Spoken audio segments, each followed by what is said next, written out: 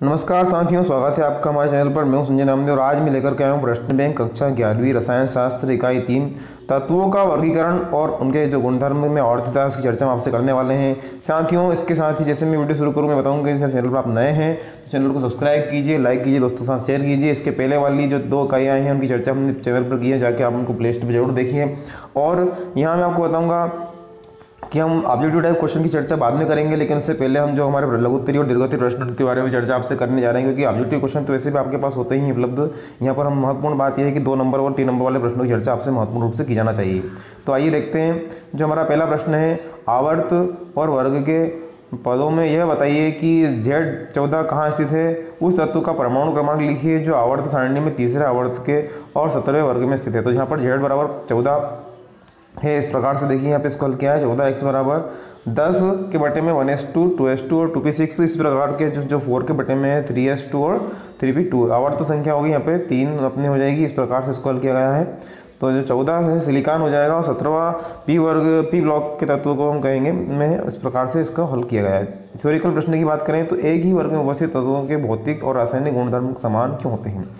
एक ही वर्ग में उपस्थित तत्वों के इलेक्ट्रॉनिक विन्यास समान होते हैं, अर्थात उनकी संयोजक कक्षा में इलेक्ट्रॉनों की संख्या समान होती है। इसी कारण से एक ही वर्ग में उपस्थित तत्वों के भौतिक और रासायनिक गुणधर्म समान होते हैं, जबकि उनके भौतिक अभिलक्षण बहुत ही कम दर्शाते हैं।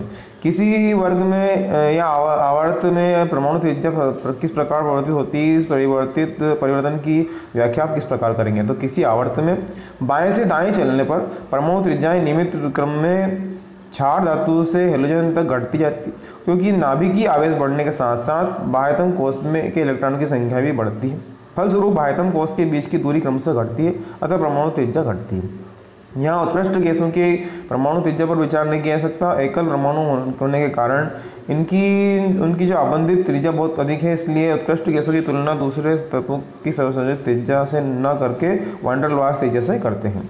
अगला प्रश्न है, धनायन अपने जनक परमाणुओं से छोटे क्यों होते हैं और ऋणायनों की त्रिज्या उनके जनक परमाणुओं की त्रिज्या से अधिक क्यों होती है, व्याख्या कीजिए। तो किसी परमाणु के द्वारा इलेक्ट्रॉन त्यागने पर धनायन बनता है, जिससे उसकी बाह्य कक्षा में इलेक्ट्रॉन निकल जाने पर वह परमाणु छोटा हो जाता है, क्योंकि उसके बाह्यतम कक्षा के इलेक्ट्रॉनों का नाभिक के प्रति आकर्षण बढ़ जाता है।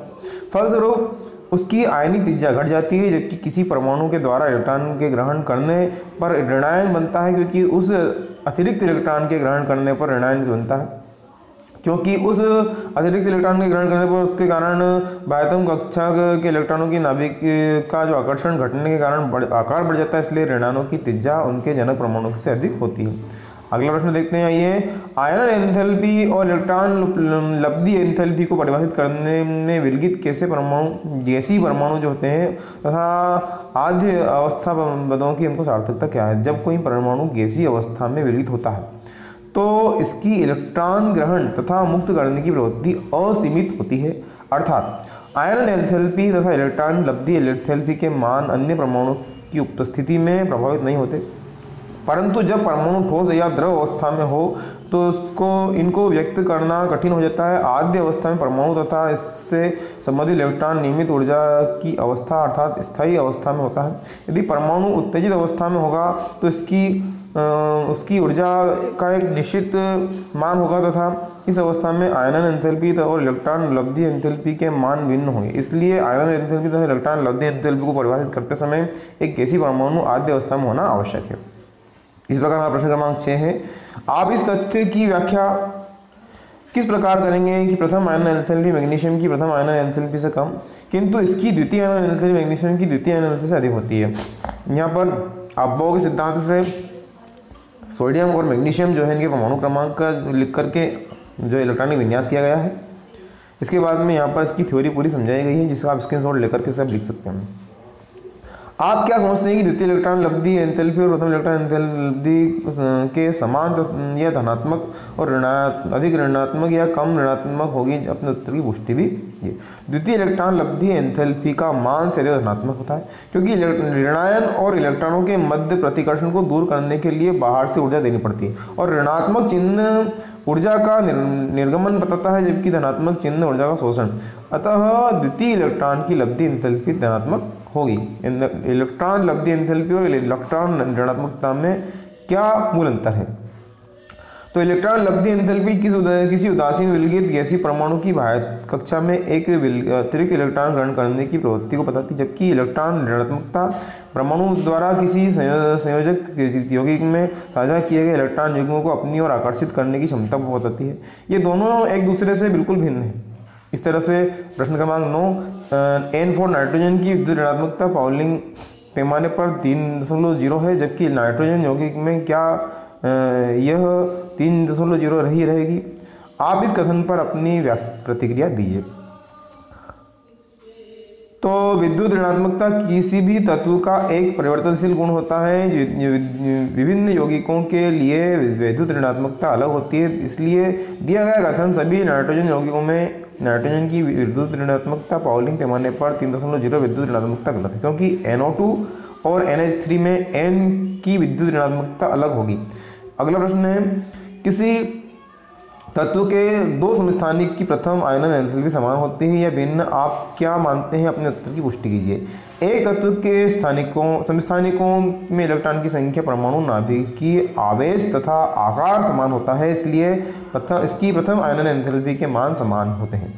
बी तथा मैग्नीशियम मतलब बेरिलियम तथा मैग्नीशियम की इलेक्ट्रॉन ग्रहण एंथैल्पी लगभग 0 क्यों होती है?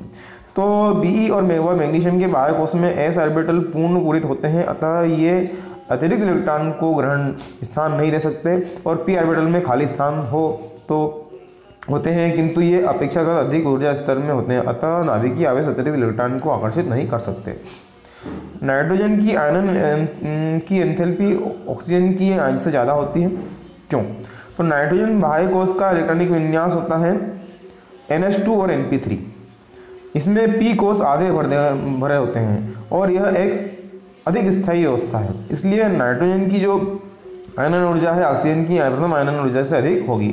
हम जानते हैं कि अर्धपूरित और पूर्णपूरित भरे हुए जो होते हैं इलेक्ट्रॉनिक विन्यास के साथ उनमें स्थायित्व का गुण होता है।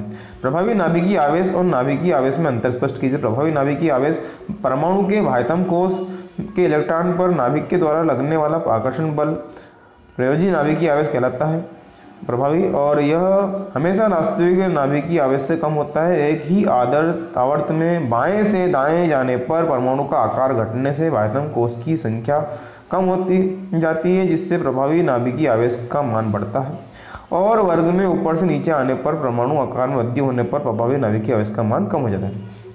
परीक्षण प्रभाव की बात करें तो स्क्रीनिंग प्रभाव को परीक्षण प्रभाव के रूप में भी जाना जाता है। यह आंतरिक शेल इलेक्ट्रॉनों की उपस्थिति के कारण परमाणु नाभिक और सबसे भारी इलेक्ट्रॉनों के बीच आकर्षण में कमी का प्रभाव है। ऐसा इसलिए होता है क्योंकि आंतरिक शेल इलेक्ट्रॉन परमाणु नाभिकी को जो है ढाल देता है। इस प्रकार साथियों हमारी ये लघुत्तरी और अति लघुत्तरी प्रश्न की चर्चा हमने यहाँ पे की। अब हम आइए देखते हैं ऑब्जेक्टिव टाइप क्वेश्चन। तो साथियों यहाँ पे हमारे सही विकल्प वाले प्रश्न हैं, जिसमें पहले का उत्तर हो जाएगा ए वाला, N बड़ा, O बड़ा, B E बड़ा और B से। इस तरह से एक तत्व का परमाणु क्रमांक 11 है, इसके ऑक्साइड की प्रवृत्ति होगी तो उसका उत्तर हो जाएगा क्षारीय। इसी प्रकार BCNO की इलेक्ट्रॉन मंडुता का क्रम, तो उसका उत्तर हो जाएगा C वाला। सबसे अधिक आयनिक त्रिज्या A वाले की C4-, पांचवें का उत्तर हो जाएगा C वाला संयोजक इलेक्ट्रॉन। छठे प्रश्न का उत्तर हो जाएगा C वाला। यहाँ सभी के उत्तर आपको पहले से पता भी है, पर एक बार रिवीजन की दृष्टि से मैं देख लेते हैं। सातवें प्रश्न का उत्तर हो जाएगा C वाला। आठवें का उत्तर हो जाएगा B वाला Al2O3। नवे का उत्तर हो जाएगा परमाणु त्रिज्या वर्ग में ऊपर से नीचे आने पर कौन सा गुण बढ़ेगा, तो परमाणु त्रिज्या का जो है वो बढ़ेगा। परमाणु त्रिज्या का गुण बढ़ने का ना तो जो तत्वों के परमाणु क्रमांक उनमें वृद्धि होती जाती है, इस प्रकार परमाणु त्रिज्या भी बढ़ती जाती है। 10वां जो है उसका उत्तर हो जाएगा हमारा 26, क्योंकि इनको योग करेंगे तो विन्यास के आधार पर इसका योग किया जाएगा, 26 हो जाएगा। इस तरह से आगे हम चलें तो अगला जो हमारा प्रश्न है इसका एक वर्ग में ऊपर से नीचे आने पर, तो इसका उत्तर हो जाएगा बी वाला। अपचायक सामर्थ्य बढ़ती, इलेक्ट्रॉन मंदता सर्वाधिक होगी Cl की।